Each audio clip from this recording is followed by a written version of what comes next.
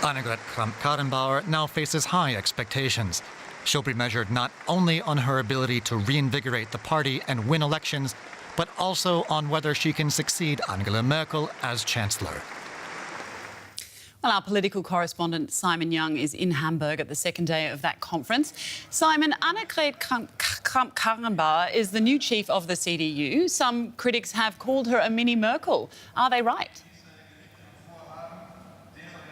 Yeah, Rebecca, AKK, as it's perhaps easier to call her, is somebody who's very close to Angela Merkel, and in terms of temperament, I think is very compatible with the Chancellor. And indeed, it was Merkel who brought her in, positioned her as her natural successor by giving her the job of the party general secretary earlier this year, and now she's moved on to become party leader.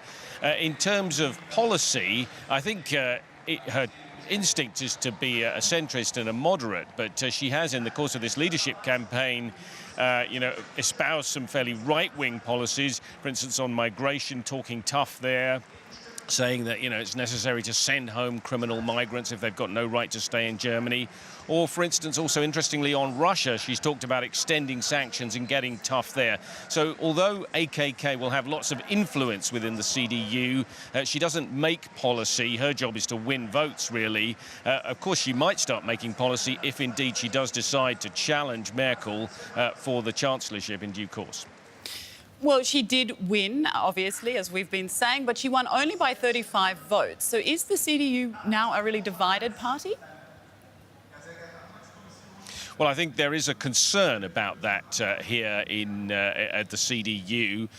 Annegret Kramp-Karrenbauer said herself yesterday that she doesn't recognise different wings within the party. She wants to unite, and it's fortunate for her that her main rival, Friedrich Merz, called for his supporters to get behind her, give her the support. The other candidate here, Jens Spahn, he's joined her leadership team, so that all looks good. But having said that, it was, in the last analysis, a 48 to 52 split in the party. Does that sound familiar? It's a bit like Brexit. There are a lot of people here who could say, well, we're not really happy with the way things are going, and we're going to be awkward down the line. That could be a worry for AKK. Well, Simon, just stay on the line for me, because Merkel also spoke at the party conference yesterday. Let's take a listen to what she had to say. Now more than ever, Germany's Christian Democratic Union must show what it's made of. We are called upon to prove that in times like these, we resolutely defend our way of life, our liberal values and our interests both at home and abroad. I am overwhelmed in this moment by a single feeling, thankfulness. It was a great pleasure for me, a great honor. Thank you very much. Now, Simon, just briefly, if you can Merkel, with this new party leader, can she be confident that she'll be able to fill out that final term as Chancellor? Well, she can be more confident than she would have been had any other candidate won, because she's got her close confidant AKK in this important job.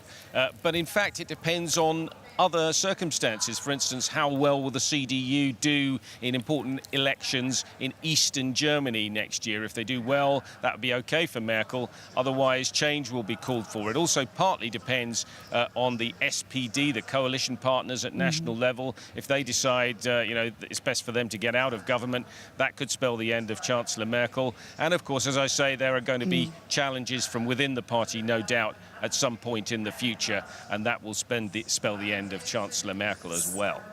Simon Young in Hamburg, thank you very much.